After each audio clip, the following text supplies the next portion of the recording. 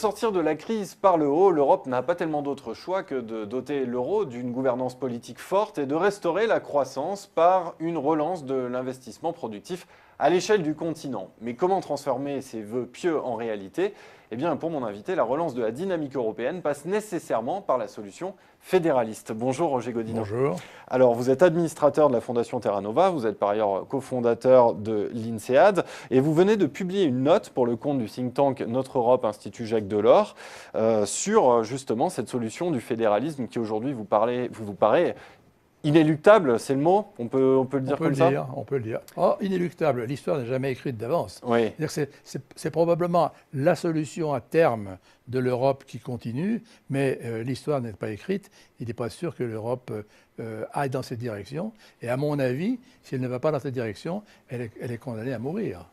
Alors justement, l'état actuel n'est pas pérenne. Justement, là, il y a une véritable interrogation en ce moment, c'est l'euroscepticisme qui, semble-t-il, gagne du terrain en Europe. Alors, comment aller vers plus de fédéralisme malgré cette opinion défavorable et plutôt peu réceptive à l'Europe? Mais il faut écrire beaucoup de notes comme celles que j'ai écrites, il faut que beaucoup de gens s'y mettent. Et c'est pour ça que, voyant arriver la campagne européenne, et pressentant en quelque sorte qu'elle serait relativement médiocre, je me suis dit qu'il faut l'alimenter un petit peu et après tout, c'est notre devoir d'écrire ce que nous pensons si jamais nous pensons quelque chose sur ce sujet. Donc il y a un déficit de pédagogie. Absolument, c'est par là que ça passe.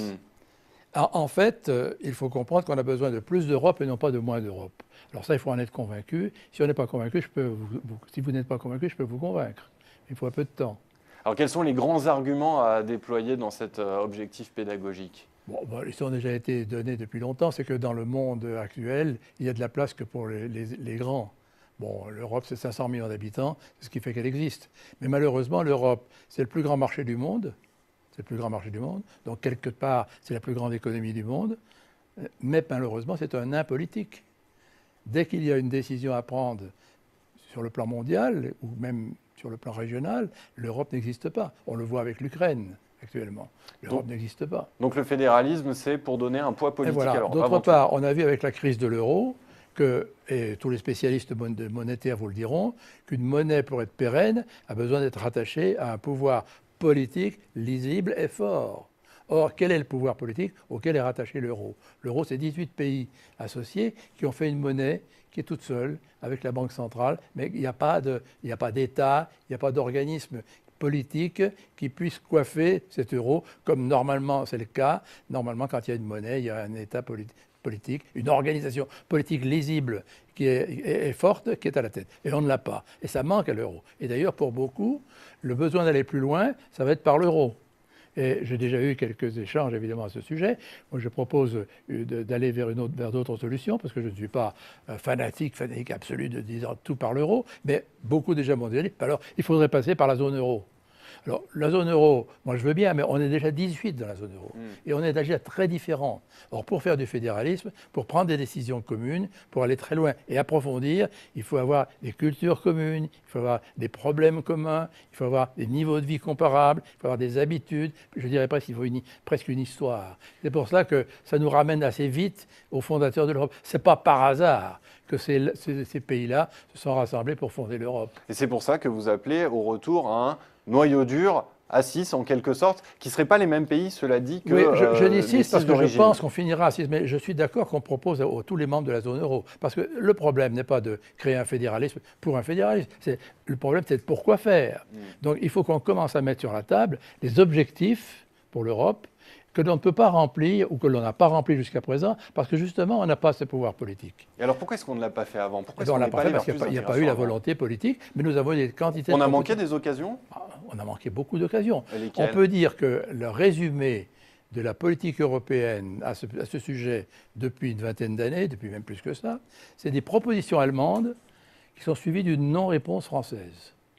La dernière étant celle d'ailleurs de Joschka Fischer, qui a fait un grand discours dans lequel il proposait justement ce genre de solution pour lesquelles les Français n'ont pas répondu. Et quand on répond, on dit oui, peut-être, plus tard. Autrement dit, il y a une réticence française à répondre aux propositions allemandes. Et on a loupé déjà plusieurs occasions. Ce que je redoute, c'est que ce soit trop tard. Donc j'espère que ça ne l'est pas, mais à force de non-réponse, ça finit par être lassant. Oui, alors justement, là, vous évoquiez la question de l'Allemagne. Mettre en place plus de fédéralisme, cela impliquerait plus de transferts, les excédents allemands qui devraient être Éventuellement, ce n'est pas un transférés. principe. Oui, mais l'Allemagne peut-elle l'accepter aujourd'hui? L'Allemagne est très profondément européenne, mais elle pose des conditions à cette Europe. Elle veut que l'Europe soit gérée d'une certaine façon. C'est pour ça qu'elle a imposé, par exemple, que la Banque centrale soit indépendante. On peut ne pas être d'accord avec cette formule, mais c'était à prendre ou à laisser. Il faut comprendre que pour les Allemands, le Deutschmark, c'était leur drapeau. À la fin de la guerre, ils avaient perdu la guerre, et le Deutschmark a été leur drapeau. Donc quand on leur a demandé de sacrifier leur Deutschmark au profit d'un euro, ils disent oui, mais alors attention, à condition qu'on ne relance pas dans l'inflation, à condition qu'on puisse contrôler les autres. Donc, nous voulons une banque centrale indépendante et qui fonctionne. Donc ça, c'est à prendre ou à laisser. On le sait. Donc si les Français n'en veulent pas de ça, s'ils veulent faire n'importe quoi, alors à ce moment-là, il n'y aurait pas d'Europe fédérale, et il vaut mieux quitter l'euro. Il vaut mieux quitter l'Europe. Mais si au contraire, on est d'accord pour aller dans cette direction, on peut y mettre nos conditions. Et j'en ai des conditions à poser aux Allemands. Alors notamment, par exemple, dire que nous avons besoin de relancer la croissance.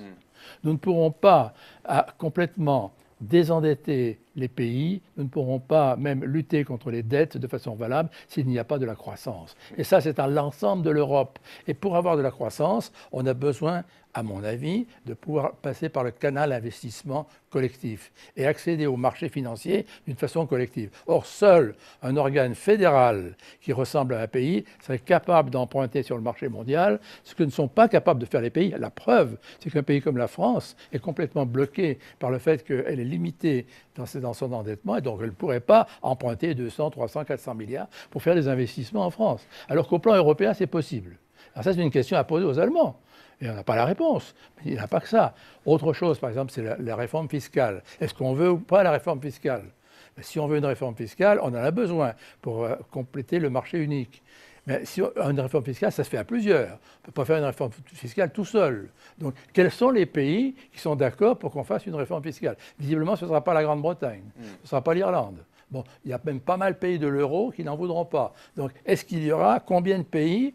Alors, probablement l'Allemagne acceptera, nous aussi, si c'est le cas. Il faut savoir ce que nous voulons. Et combien de pays accepteront autour de nous pour faire de la réforme fiscale? C'est ce qui peut-être déterminera les frontières de ce fédéralisme. De cette nouvelle Europe. Voilà. Alors, avec ces deux facteurs-là, comment faire la relance de la réindustrialisation de l'Europe? Alors justement, on va en parler. Et deuxièmement, par exemple, comment avoir une harmonisation fiscale? On a besoin d'Europe pour ça. Et on a besoin d'une Europe de type fédéral, c'est-à-dire qui puisse décider. Pas une Europe à 28 dans laquelle cette Europe, c'est simplement 28 chefs de gouvernement qui se réunissent pour prendre une décision. Imaginez que chacun d'entre eux parle une demi-heure, ça fait 7 heures de discours avant que chacun ait pris la parole une fois. Et après, on passe aux décisions. Ça ne marche plus. Mais je voudrais revenir à cette question de grande politique industrielle. Roger Godino, comment est-ce que l'on fait? On n'a pas de croissance aujourd'hui. Comment est-ce qu'on les finance? Justement, on n'a pas de croissance. C'est l'un des moyens de relancer. On s'endette encore plus? Absolument. Oui. Absolument, oui. On met fin à l'austérité? Non, ce n'est pas ça, parce que emprunter, ça dépend pour quoi faire. Si on emprunte pour faire du déficit, si on emprunte pour faire des choses non rentables, c'est mauvais. Si on emprunte pour faire des choses efficaces, des choses rentables, c'est bon. Aucun industriel ne vous dira que emprunter est mauvais. Tous les industriels empruntent pour rentabiliser leur capital. Il y a une partie de capital et une partie d'emprunt. Et financer des projets rentables par de l'emprunt, c'est-à-dire des projets qui prévoient eux-mêmes de rembourser l'emprunt sur leurs propres bénéfices et qui n'ont pas besoin d'être subventionnés pour rembourser en question l'emprunt, ça c'est de l'emprunt qui est possible. Et c'est celui-là qu'il faut favoriser maintenant en Europe et dont nous avons besoin. Malheureusement, nos capacités publics sont complètement mobilisés par des investissements qui ont été ce qu'ils ont été, n'est-ce pas? Mais surtout les fins de mois qu'on a rajoutés d'année en année. Donc l'investissement est nécessaire, l'argent est disponible, on peut le dire comme ça. J'entendais d'ailleurs Pascal Lamy dire la même chose. L'argent, il est sur les marchés, financiers, le marché mondial. Si une Europe a 6 ou 7 pays qui représenteraient en gros les 2 tiers du PIB des États-Unis, vous vous rendez compte? 6 ou 7 pays, ça fait 2 tiers du PIB des États-Unis. Se mettaient ensemble pour dire, voilà, nous avons besoin de 600 à 700 milliards peut-être même 1000 milliards pour réindustrialiser l'Europe. Voilà dans quelles conditions ça va marcher. Voilà pourquoi ça va être rentable, ce que nous allons faire, car nous allons être rentables. Pour ça, il faut des disciplines. Donc, il ne faut pas faire ça n'importe comment. Il ne faut pas laisser ça dans les mains, si je puis dire, de n'importe quel gouvernement. Mais on ne passera pas sans cela.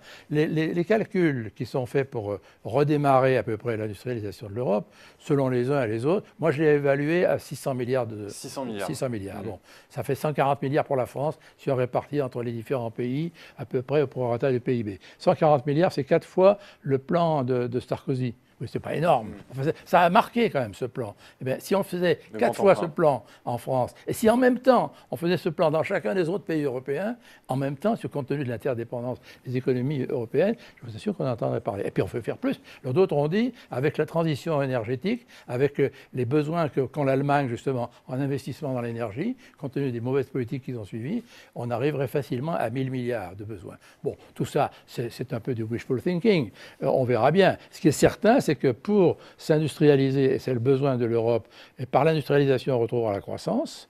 Et ça ne veut pas dire qu'il ne faut pas être sévère sur nos budgets. Il faut pouvoir investir. Et il faut pouvoir investir pour investir dans des projets rentables. Et ça, on peut le faire par emprunt si on le fait de façon européenne et de façon collective. Pour conclure, Roger Godino, donc on a besoin de l'Europe pour ça. En 2 mots, vous êtes plutôt optimiste ou pessimiste sur le futur de l'Europe? Je suis optimiste sur le long terme. Optimiste sur le long terme. Eh bien, je vous remercie d'être venu faire partager cet optimisme sur le long terme pour l'Europe, Roger Godino. Merci d'être venu sur Xerfi Canal. Merci.